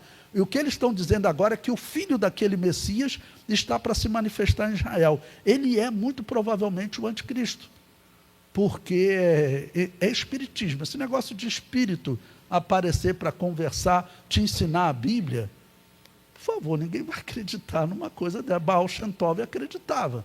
Tá bom? Então, Israel, respondendo a pergunta do irmão, eu acredito que o retorno de Israel para Canaã é realmente, tá bom? Um cumprimento da palavra de Deus, e esse retorno fez com que, de alguma maneira, hoje, por exemplo, Israel esteja preparado para assinar uma aliança de paz com o anticristo. Ok? E vamos considerar, a Assembleia de Deus sempre pregou isso, porque, como eu disse, eu estudei no Instituto Bíblico Pentecostal, e isso era falado, né? Na década de 30, 40, a Assembleia de Deus aqui no Brasil, e as outras igrejas, Igreja Batista Independente, as igrejas cristãs, elas pregavam que Israel voltaria para a terra de Canaã, e que Israel se desenvolveria como nação e acabaria por assinar uma aliança com o anticristo. Isso se cumpriu. Então, nós vemos hoje, 77 anos depois, de tudo que nós temos falado de tão interessante, tem uma outra coisa interessante também. Sabe o que vai se cumprir agora em 2028? Vai se cumprir uma geração de que Israel voltou para a terra de Canaã. Uma geração 80 anos. O homem é 70, no máximo 80 anos, né? Completou 77 anos da recriação do Estado de Israel e vai completar 80 anos. Existem alguns intérpretes, eu aconselho vocês sempre a nós não marcarmos o dia e hora, vivermos como peregrinos aqui na terra, mas sem marcar o dia e hora. Mas quando Jesus Cristo disse, Não passará esta geração sem que todas essas coisas aconteçam. Alguns interpretam que seria uma geração tempo, 80 anos. E isso vai se cumprir agora em 2028. 2028 fecha uma geração da recriação do Estado de Israel. Vendo todas essas coisas, não é significativo nós vermos a Assembleia de Deus estando relativizando doutrinas fundamentais, até como a doutrina da salvação. Não é coisa para nós ficarmos atentos. Ver um Papa, quem é o Papa Francisco? Quem era, né? Que faleceu. Vocês sabem que ele era o primeiro jesuíta da história, né? A chegar ao papado. Hoje é tudo tão fácil. Vai na internet e procura o que alguns papas católicos, não foi evangélico que falou, não. Alguns papas na história falaram sobre os jesuítas. Mais de um papa tentou exterminar com essa ordem, dizendo que é uma ordem satanista. Eu mando o nome dos papas para vocês. Os jesuítas, eles se declaram gnósticos, tá bom? Juntamente com os maçons. O site católico Rainha Maria, ele diz que, ele reclama, porque os católicos não foram os primeiros a ficarem sabendo quando o Papa foi eleito, o Papa Francisco foi eleito. Ele primeiro foi anunciado no site do satanismo maçônico. Você pode ir lá no site Rainha Maria, eu recomendo vocês nem irem lá, né? Mas eu mando o link do texto para vocês. É fato, o Papa Francisco, ele primeiro foi anunciado no site do satanismo maçônico da Alemanha, e tem diversos contatos, né, do líder lá da maçonaria com o Papa Francisco. E aí você vê um Papa que ele diz que ateu vai para o céu, você não precisa crer em Deus para ir para o céu. Ele falou isso em vídeo, né, isso quando ele estava vivo, né? Um Papa que você encontra o site Rainha Maria reclamando que ele participava de culto dedicado a demônio asteca. Aí você vê, por exemplo, um Papa desse entrar na Assembleia de Deus e as pessoas entregarem o microfone e pedir para ele rezar o Pai Nosso junto com eles e abençoar aquela igreja. Isso foi aqui pertinho, irmãos, aqui em Manguinhos. Uma igreja, eu não vou dizer qual é, né, mas ela, para você ter ideia, ela é afiliada às Assembleias de Deus. É uma igreja, não é uma igreja que surgiu, a princípio, foi uma igreja que surgiu ontem. Não, não é não. Então, aí você sabe também que a maior Assembleia de Deus do Brasil, talvez a maior Assembleia de Deus do mundo, né, certamente a maior do mundo, ela fez uma aliança com o papado. Tá bom? E ela acabou de comprar também financeiramente a antiga Assembleia de Deus de São Cristóvão. Se vocês são candidatos a pastores, vocês têm que saber de algumas coisas. Vocês sabem por que foi criada essa Assembleia de Deus aqui? Foi por quê? Porque um movimento espírita ligado à parapsicologia, ele atacou a Assembleia de Deus de São Cristóvão. Aquela Assembleia de Deus morreu. Ela recentemente foi comprada pela Assembleia de Deus de Madureira. Essa é uma história que vocês têm que saber, tá bom? O pastor Timóteo, ele tinha sido de São Cristóvão, ele estava pastoreando Petrópolis, pediram a ele, pastor, não dá para nós ficarmos numa igreja que pratica parapsicologia. Aí foi fundada a ADRJ. É importante vocês saberem disso. Então, esse movimento de parapsicologia, que as igrejas protestantes reformadas que organizam, tá bom? Ela já causou muitas divisões nas Assembleias de Deus. Hoje, né, como eu disse, a Assembleia de Deus de Madureira é notório, você é antiético aqui falar, ela tem aliança com o papado. O líder deles foi lá no Vaticano, chamou ele de Sua Santidade, eles têm aliança, eles participam de um movimento chamado Somos Um, e não é possível nós sermos um com aqueles que pregam doutrinas diferentes. Então vocês olhem a situação que nós estamos vivendo, olhem o tempo que nós estamos vivendo. Então, a Assembleia de Deus, ela tem que tomar uma posição em relação à doutrina, do que ela prega de fato, né? Porque nós encontramos entre nós pessoas pregando até doutrina da salvação diferente, o que não é aceitável. claramente nós temos entre nós uma parte que é herege, porque se prega outra doutrina da salvação, ou nós estamos com a verdade, ou eles estão com a verdade. Eu garanto, pela história e pelo estudo da Bíblia, que nós estamos com a verdade. A doutrina da salvação, ela é organizada. Deus diz, olha, eis que ponho diante de ti a vida e a morte. Eu organizei a salvação. Eu ponho ela diante de você.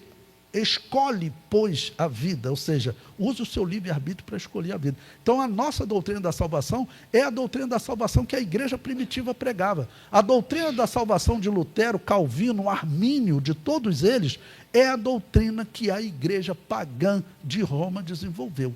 Isso tem que ser falado abertamente.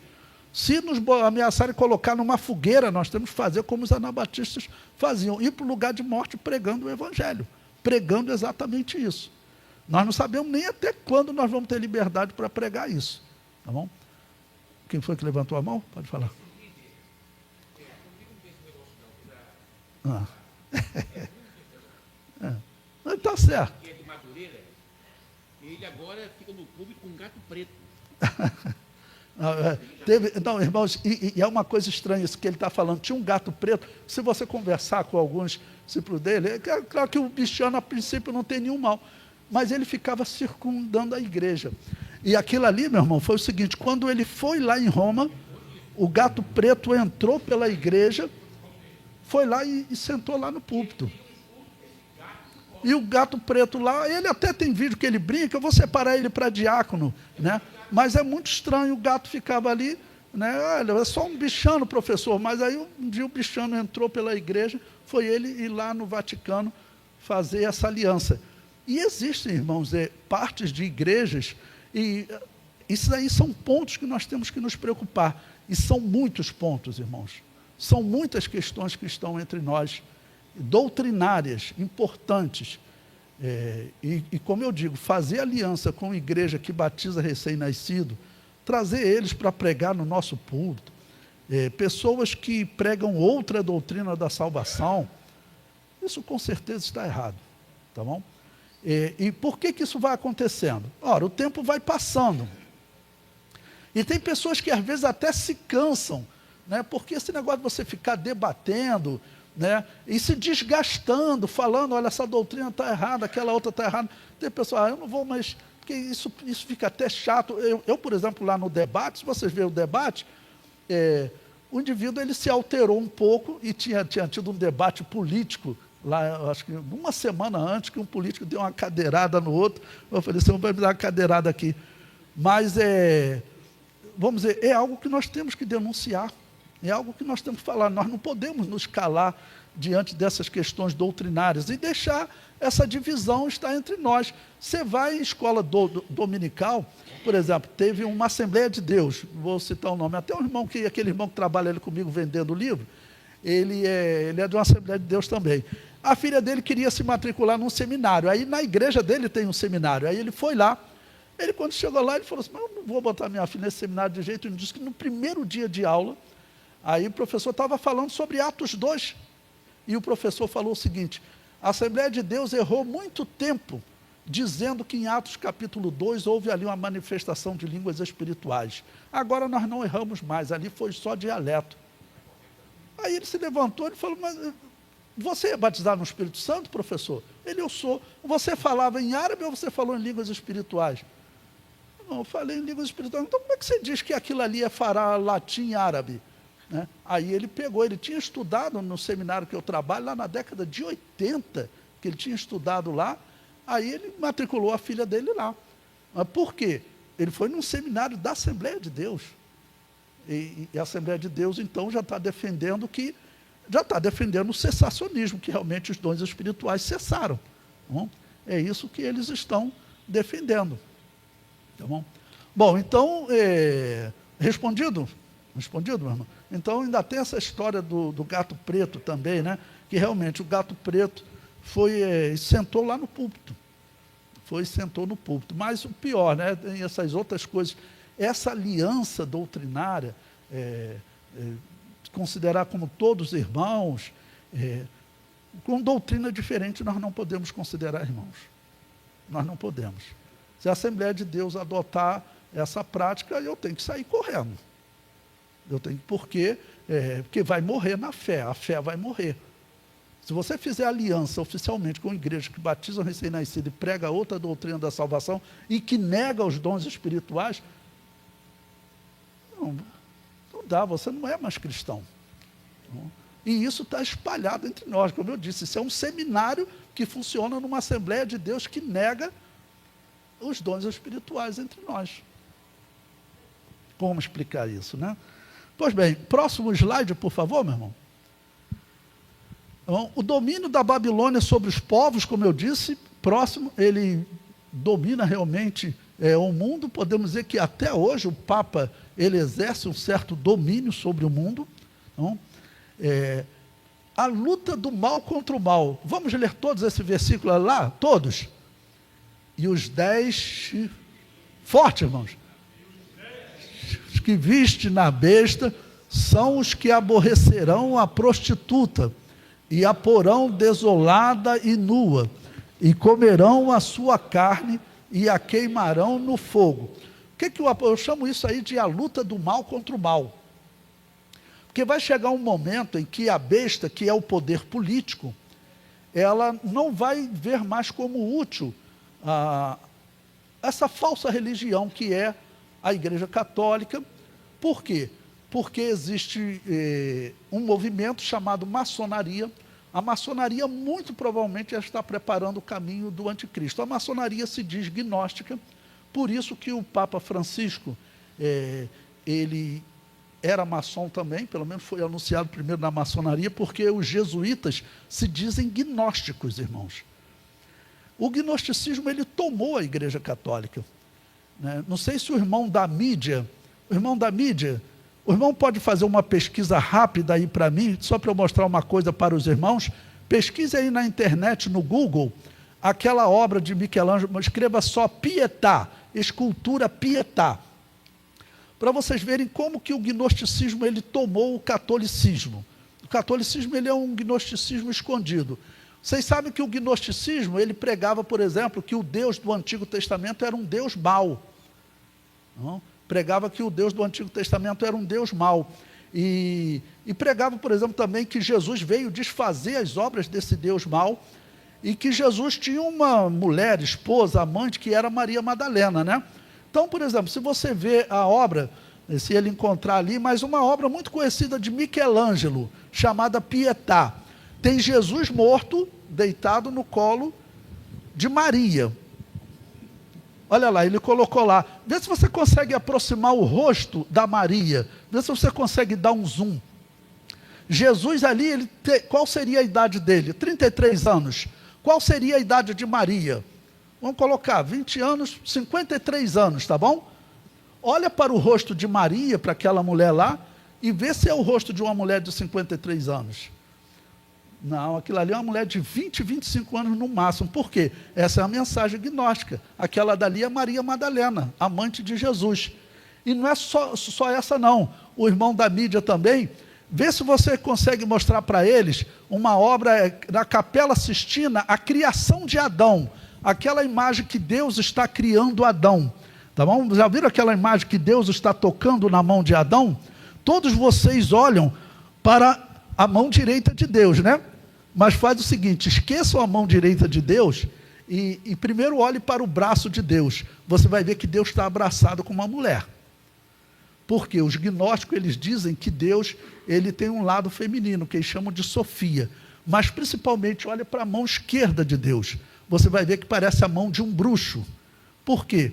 Porque eles dizem que o Deus que criou Adão é um Deus mau. E por que o Papa Francisco resolveu, o Bergoglio, resolveu homenagear o Francisco de Assis? Porque Francisco de Assis foi um inquisidor. Ele foi um dos maiores matadores de anabatistas na história. Tá bom? Encontrou? Olha lá. Vê se você consegue aproximar a mão esquerda de Deus. Vê se você consegue dar um zoom ali, o braço esquerdo de Deus, mas vocês devem estar conseguindo ver lá que tem uma mulher ali abraçada com Deus. Aquela mulher, eles dizem que é o lado feminino de Deus. Está vendo? Está lá. Mas a mão esquerda de Deus está ali no ombro de um menino, de um anjo, Se você olhar, parece a mão de um bruxo. Essa daí é uma mensagem gnóstica.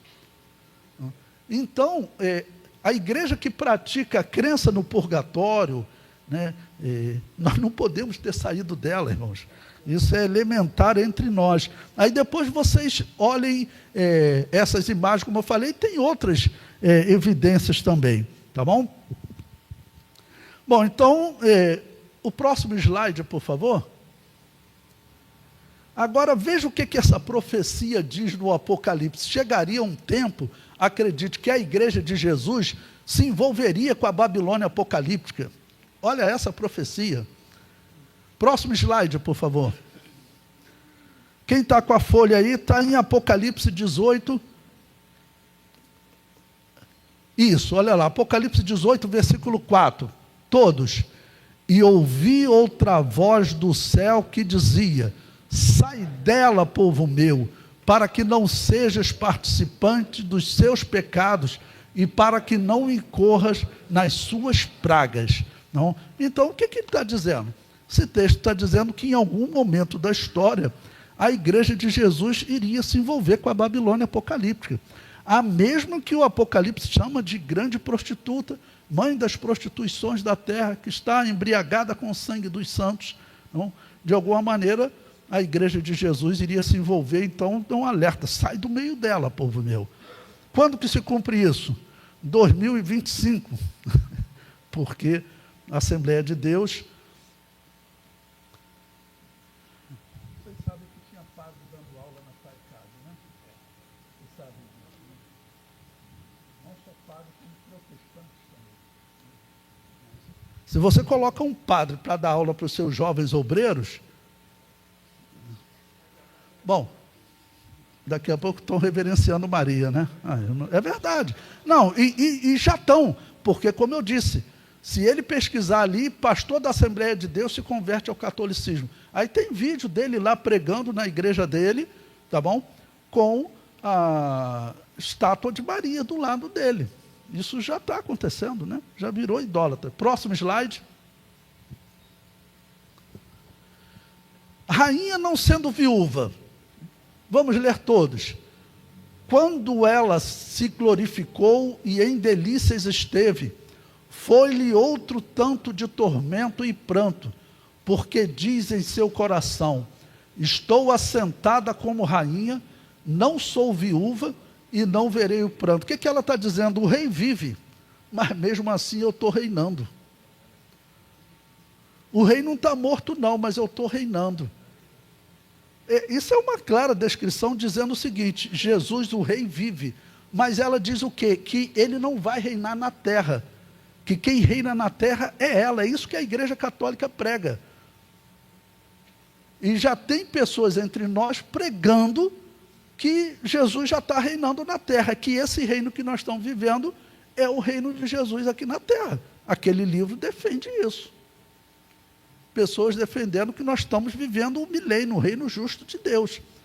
Então, quando ela diz que o rei vive, mas mesmo assim ela está sentada no trono, ainda desafia o rei, dizendo que ela não vai ver o pranto, ninguém tira ela dali. Ela é a Babilônia apocalíptica. Próximo. As almas dos homens como mercadoria, todos, e cinamomo, e cardamomo, e perfume, e mirra, e incenso, e vinho, e azeite, e flor de farinha, e trigo, e cavalgaduras, e ovelhas, e mercadorias de cavalos, e de carros, e de corpos, como almas de homens. Bom, não sei se tem alguém aqui do interior. Se você fizer uma visita numa cidade do interior, você vai ver que é muito comum nos templos católicos, atrás dele, ter um cemitério. Aquele cemitério ali não é só para os padres, não, para a população também. Isso, irmãos, já vem por séculos, né? O que a Igreja Católica fazia? Você quer se livrar do purgatório, né? Eu posso fazer, eles dizem, que a tua alma queime no purgatório tão pouquinho que não vai nem dar tempo de você dizer ai. Então, tem alguns métodos. Uma das coisas é ser sepultado num terreno santo. Porque você foi sepultado num terreno santo, a tua alma bate ali e já sai do purgatório rapidinho. É por isso que as pessoas... É uma indulgência, né? Era indulgência, né? Então a pessoa, é caríssimo para você ser sepultado ali naquele terreno, entendeu? Na Idade Média era muito comum, você quer se livrar do purgatório, né? Quantos filhos você tem? Eu tenho 3 filhos. Então você vai fazer o seguinte, você vai pegar as tuas terras, vai dividir em 4 partes. Você deixa uma para cada filho e a outra parte você deixa para a Igreja Católica, e eu te garanto, quando você morrer, a tua alma vai ficar pouquíssimo tempo no purgatório. E quando eu falo para vocês sobre Lutero, pega lá as 95 teses de Lutero. Lutero trata do purgatório como algo comum. Ele não era cristão não, irmãos. Isso é paganismo. O negócio de purgatório é paganismo. Então, é algum tipo de cegueira espiritual, vamos falar, é cegueira espiritual nós estarmos unidos com essas crenças. Algum tipo de cegueira espiritual existe entre nós. Nós colocarmos para dar aula para os nossos jovens obreiros pessoas que pregam uma doutrina da salvação diferente, um batismo diferente, que prega que Jesus não reina na terra, que prega que Deus morreu na cruz, porque eles pregam isso, tanto católicos quanto protestantes pregam isso. Aquele Marcos Granconato, que eu encerrei a outra aula, que ele diz que o pentecostalismo é pior que o papismo e pior que o paganismo. Chega a ser uma ignorância ele falar isso, uma ignorância em termos de ignorância como burrice mesmo, porque se você analisar, não tem como, ainda que nós fôssemos uma seita, nós sermos pior do que o paganismo romano. É ignorância mesmo, é vontade de falar contra o povo de Deus. Não? Mas aquele homem, a igreja dele, nós sabemos qual é a origem dele. Todos eles vieram para o Brasil, todos os reformados, com dinheiro do satanismo maçônico. Foi assim que foi fundada a igreja deles. Está lá naquele livro que eu falei para vocês, Rastro de Sangue ou Rastro Maçônico. Isso tudo está publicado, é público aí hoje para você. O indivíduo vai ser enganado se ele se esforçar muito para ser enganado. Mas as pessoas estão se esforçando. As pessoas estão se esforçando. Tá bom? Então, as almas dos homens como mercadoria, como o nosso irmão falou. Vocês já ouviram falar, uma das coisas que Lutero realmente criticou e que era um absurdo, é exatamente essa venda de perdão, né? Olha, se você der essa oferta aqui, te serão perdoados 10 pecados graves e você ainda fica com crédito para cometer mais 10. Peraí, então fechei contigo. As pessoas pegavam, faziam doações, terra, o que fosse, e assim elas escapavam. Sim. No Flamengo, com aqueles prédios perto da praia, que dá ali na... eu trabalhei 30 anos na Santa Casa e presenciava muita coisa. Inclusive, era doação que fazia como fosse uma indulgência que eles faziam, para que fosse salvo. Isso que ele está falando é verdade, por exemplo. Ali no centro da cidade também, ele falou lá na Glória, aqui no centro da cidade onde tem aquela Praça Pio X, em 1500, quando os portugueses chegaram aqui, eles trouxeram a Igreja Católica. Aquilo ali era tudo mato, irmãos. Então, não foi dado para ela só aquela região onde está a igreja, não. Foi dada uma região grande, onde eles também plantavam, né? Os prédios construídos ali, todos eles pagam um tributo especial à Igreja Católica, até hoje. Tá bom? Como? Eles comandam. Todo local, por exemplo, lá em Santa Teresa, onde vocês verem um convento, não é só onde está o convento, não. Todo mundo ali em volta... tudo pertencendo à Igreja Católica. Por quê? As pessoas, para ganhar o seu perdão, as pessoas, então, faziam as grandes doações, tá certo? E isso é assim até hoje. O prefeito César Maia, aquele maluquinho que teve aqui no Brasil, uma vez ele queria fazer umas mudanças lá no Morro do Corcovado, naquela estátua lá do Cristo. Aí o Dom Eugênio Salles falou para ele, esse homem não sabe de nada, aquilo ali pertence a Santa Sé Católica. Isso aí são alguns exemplos, né? Por exemplo, eu vi uma vez um pastor batista que ele queria comprar um terreno no Nordeste, e aí ele foi lá e o rapaz do cartório ficou meio sem jeito, falou, isso aqui não tem como vender. Mano, eu queria saber o dono, o proprietário. É que esse terreno foi registrado no nome de um santo que viveu lá nos anos 800. Não tem como a gente vender um terreno que está no nome de um santo, para você ter ideia, que viveu há 1.200 anos atrás. O irmão queria perguntar? Não, é só um comentário. Cemitério de Itaipava, em Petrópolis, você paga em torno de 500, 600 reais a mais se quiser ser enterrado lá. E aí eu fui perguntar, nós fomos enterrar um tio 2 anos atrás, e aí o rapaz falou, por que no centro de Petrópolis é mais barato? Ele falou, porque aqui o terreno tem um colégio da igreja, uma igreja católica. Eu falei, não, porque o terreno pertence à igreja, isso é para a igreja, esse dinheiro. É da igreja católica.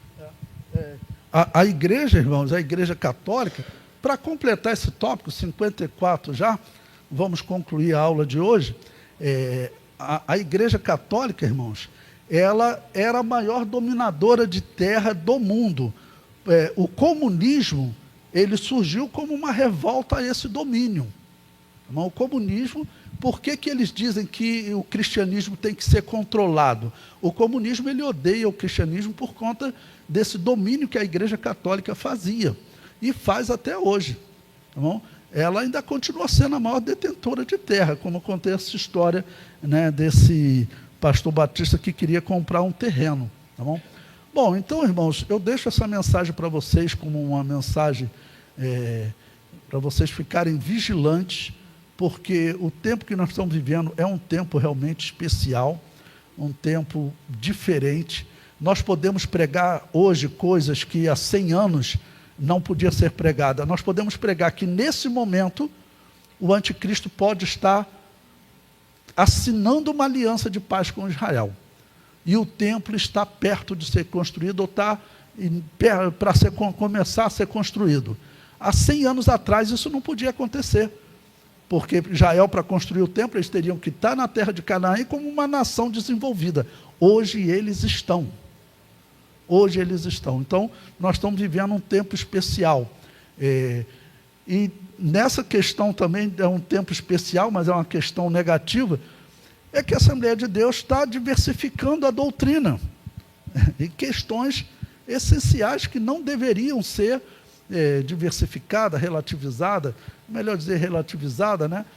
Pregar uma doutrina da salvação ou aceitar que obreiros preguem uma doutrina da salvação diferente. Não? Nesse debate que teve, que está público, depois eu vou procurar ele e vou colocar lá no canal para vocês, lá no grupo, o Silas Daniel até fala, esqueci o nome do outro pastor, falou assim, ele deveria ir para as igrejas reformadas.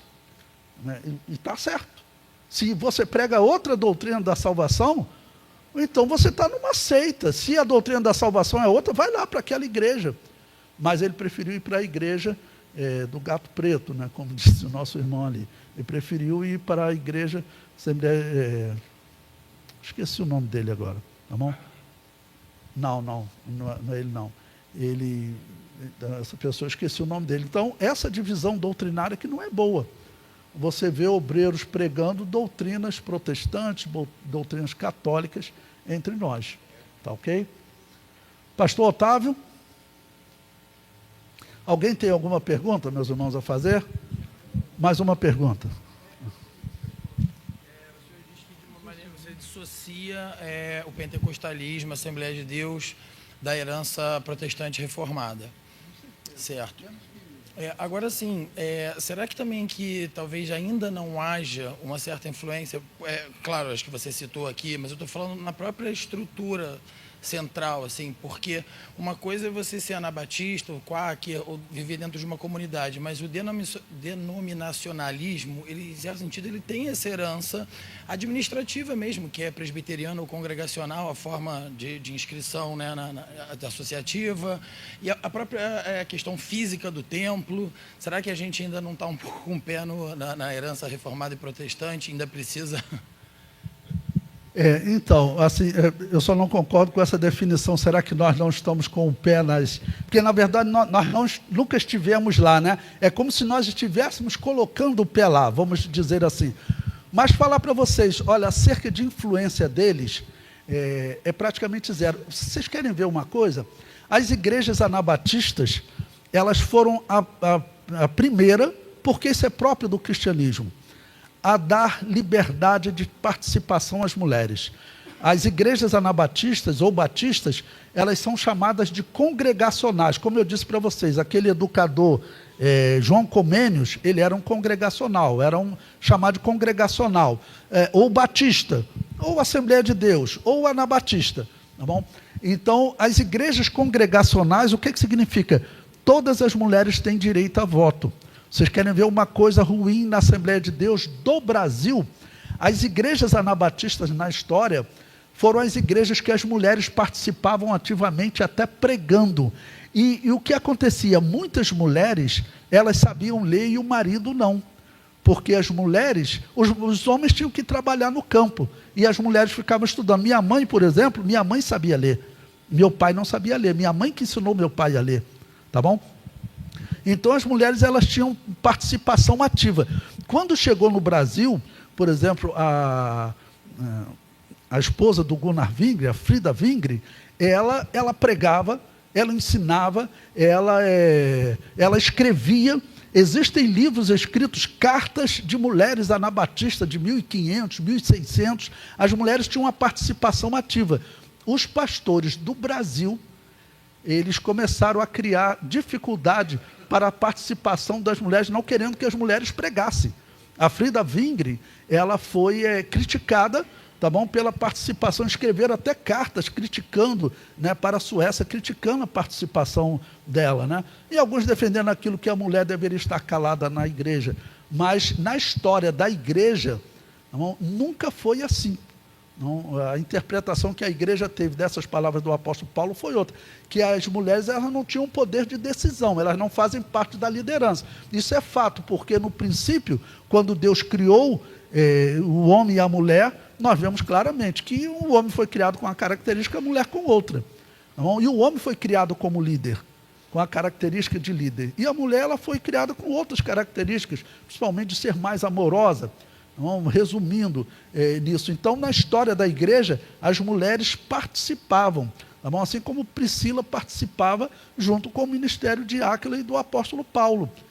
Okay? Então, as igrejas anabatistas, elas têm esse trabalho bonito que elas fizeram também relacionado à participação das mulheres. A primeira sociedade do mundo onde as mulheres tiveram voz ativa foi a Igreja de Jesus, a verdadeira Igreja de Jesus. Enquanto catolicismo e protestantismo, nada participa. Agora, tentando detalhar mais o que ele falou sobre os protestantes entre nós, bom, como eu disse, nós não temos um pezinho lá.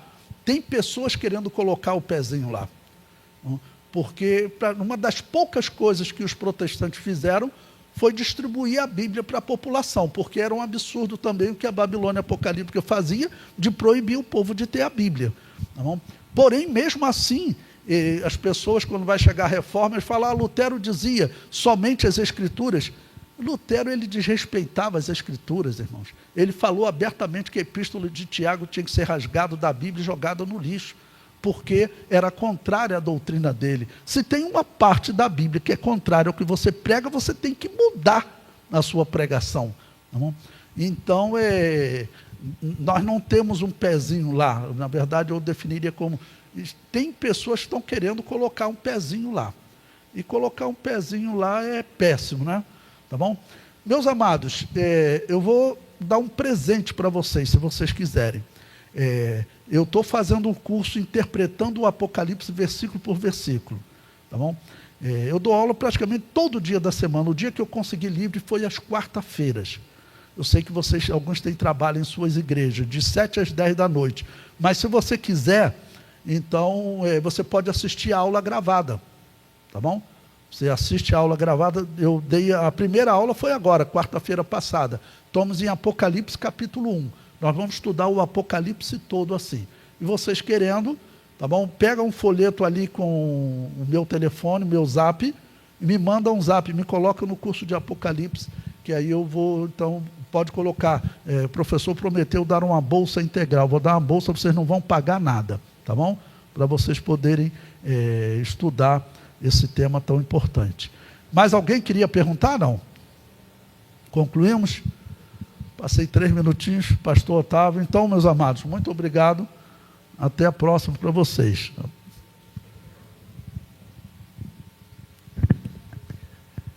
Meus amados, mais uma vez, graças a Deus por essa maravilhosa manhã, parte dessa tarde que estamos.